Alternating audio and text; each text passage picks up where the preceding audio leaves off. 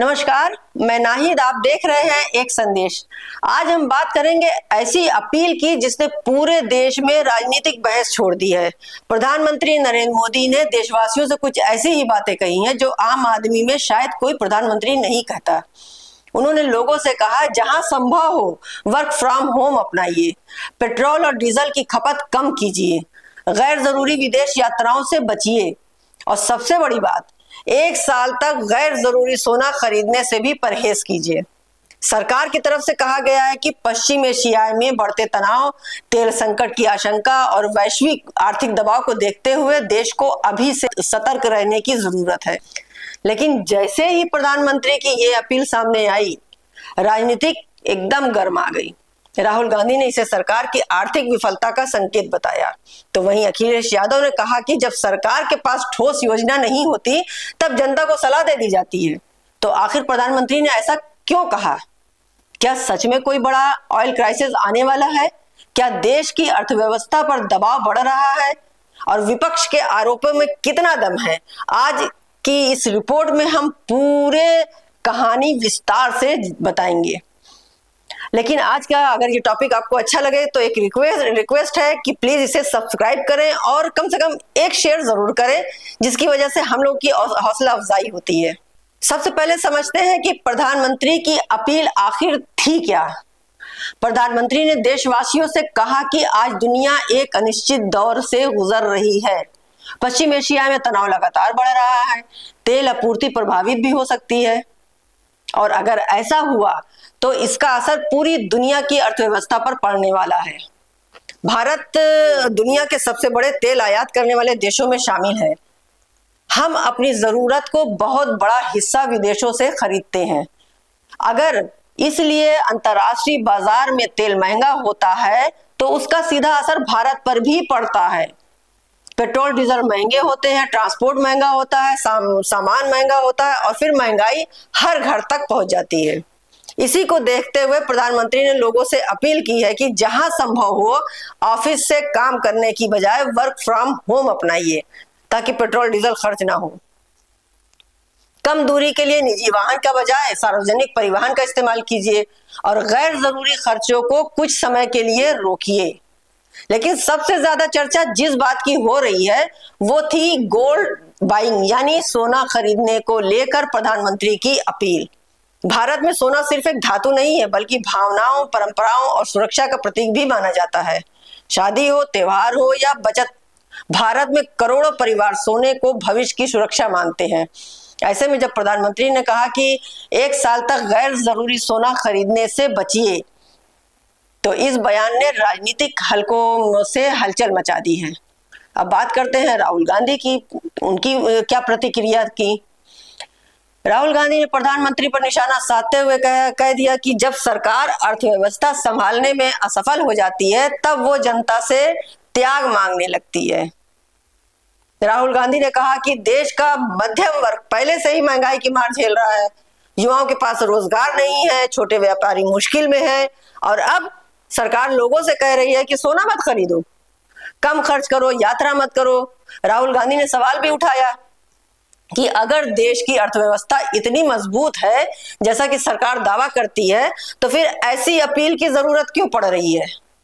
उन्होंने कहा कि सरकार को जनता से त्याग मांगने की बजाय आर्थिक संकट से निपटने की स्पष्ट योजना बतानी चाहिए। राहुल गांधी का यह बयान सोशल मीडिया पर तेजी से वायरल भी हो रहा है। कांग्रेस समर्थकों ने इसे सरकार पर बड़ा हमला बताया, जबकि भाजपा नेताओं ने राहुल गांधी पर देशहित की बातों का मजाक उड़ाने का आरोप लगाया।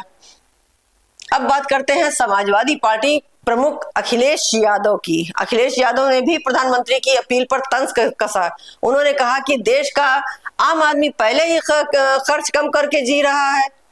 अखिलेश ने कहा कि किसान परेशान है, युवा बेरोजगार है, छोटे उद्योग संघर्ष कर रहे हैं और अब तो जो शादियां होती, जहां पहले 500-400 लोगों को इकट्ठा किया जाता, वहां अब 50 और 100 में ही पूरी शादी निपटा दी जाती है। ऐसे में सरकार लोगों को बचत का ज्ञान दे रही है। उन्होंने सवाल उठाया कि क्या सरकार आने वाले समय में किसी बड़े आर्थिक संकट की आशंका देख रही है? अगर हाँ, तो देश को पूरी सच्चाई क्यों नहीं बताई जा रही है? अखिलेश यादव ने यह भी कहा कि जब सरकार जनता का भरोसा खोने लगती है तब सलाहों और अपीलों का दौर शुरू हो जाता है। अब सवाल यह है कि क्या सच में कोई बड़ा ऑयल क्राइसिस आने वाला है? देखिए, जब दुनिया में पश्चिम एशिया में तनाव बढ़ता है तो सबसे पहले असर तेल बाजार पर पड़ता है। अगर सप्लाई बाधित होती है तो कच्चे तेल की कीमत तेजी से बढ़ जाती है और भारत जैसे देश के लिए यह बड़ी चुनौती बन जाता है। भारत हर साल अरबों डॉलर का तेल आयात करता है। अगर कीमतें बढ़ती हैं तो सरकार पर भी दबाव बढ़ता है और आम जनता पर भी।